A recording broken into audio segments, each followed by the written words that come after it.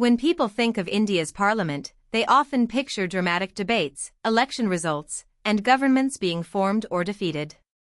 But one of parliament's most important institutions works differently from the electoral spotlight of the Lok Sabha. This is the Rajya Sabha, officially called the Council of States. It is the upper house of the Parliament of India, while the Lok Sabha is the lower house. Its purpose is not simply to duplicate the Lok Sabha, but to add another layer to national decision-making. In a country as large and diverse as India, laws made in New Delhi affect many different states, regions, languages, and communities. The Rajya Sabha gives India's states and union territories a formal place in the national legislature, making it a key part of the country's federal structure. The basic difference between the two houses begins with representation. The Lok Sabha is directly elected by the people, constituency by constituency, and it reflects the popular mandate of a general election. The Rajya Sabha, on the other hand, represents the federal units of India, the states and certain union territories. Its members are not chosen directly by ordinary voters in a nationwide election. Instead, most are elected by the elected members of state legislative assemblies and union territory legislatures. This design gives state-level political voices a route into national lawmaking.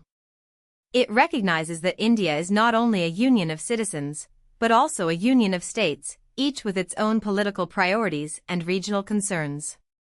This indirect election system is central to how the Rajya Sabha works. The elected members are chosen through proportional representation using the single transferable vote system, and voting takes place through open ballots. In simple terms, this method is designed to reflect the strength of parties within a state legislature more proportionally than a winner-takes-all contest. If a party has enough members in a state assembly, it can help elect candidates to the Rajya Sabha. This means Rajya Sabha seats often reflect the political balance inside state legislatures. As state election results change across India, the composition of the Rajya Sabha changes gradually too, even though there is no general election for the entire house at once. The Constitution of India sets the broad limit for the Rajya Sabha under Article 80. The total allowed capacity is 250 members, up to 238 elected members and 12 nominated members. In practice, the current potential seating capacity is 245, made up of 233 elected members and 12 nominated members. This figure reflects changes after the Jammu and Kashmir Reorganization Act. The exact membership arrangement can depend on constitutional provisions and legal changes relating to states and union territories. So while 250 is the constitutional ceiling, the active potential strength of the House is currently lower. This distinction matters because it shows how the Rajya Sabha's structure is tied to India's evolving federal map. One of the most distinctive features of the Rajya Sabha is the presence of nominated members. The President of India can nominate 12 members for their special knowledge or practical experience in fields such as art, literature, science, and social service. The idea is to bring voices into parliament that may not come through conventional electoral politics.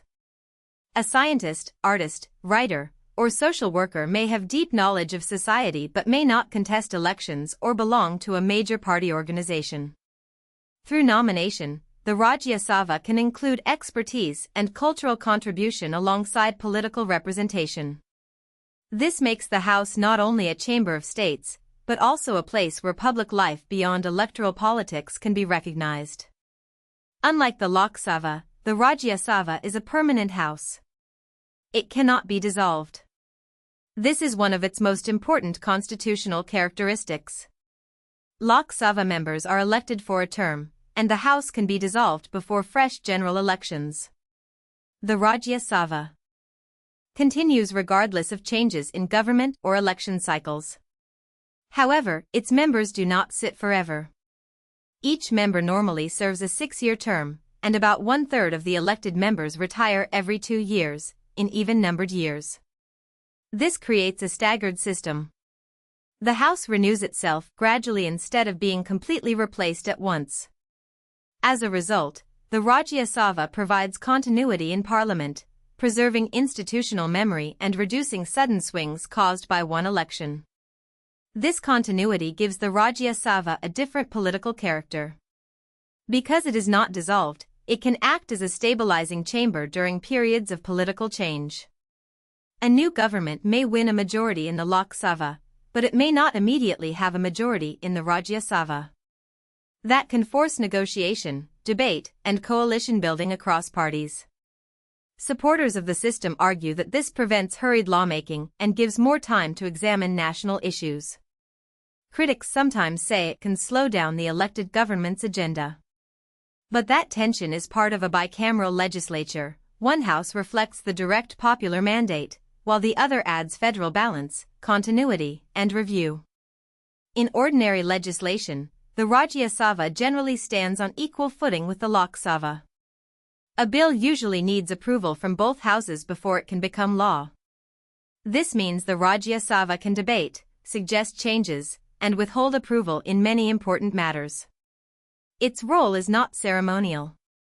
It can shape the content, timing, and political legitimacy of legislation. When members discuss a bill, they bring in state-level concerns, party positions, subject expertise, and broader constitutional arguments.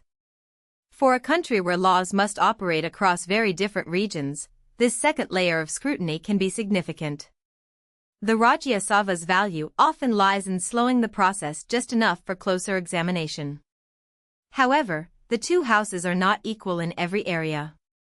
The Lok Sabha has overriding powers in matters related to supply, meaning financial control and money-related confidence issues. This follows the general democratic principle that the House directly elected by the people has the final authority over government finances. If a government cannot command support in the Lok Sabha on crucial financial matters, its survival is at risk. The Rajya Sabha can discuss and influence financial legislation, but it does not have the same decisive power as the Lok Sabha in this field. This difference helps balance two principles: the importance of state representation and the authority of the directly elected House over public money.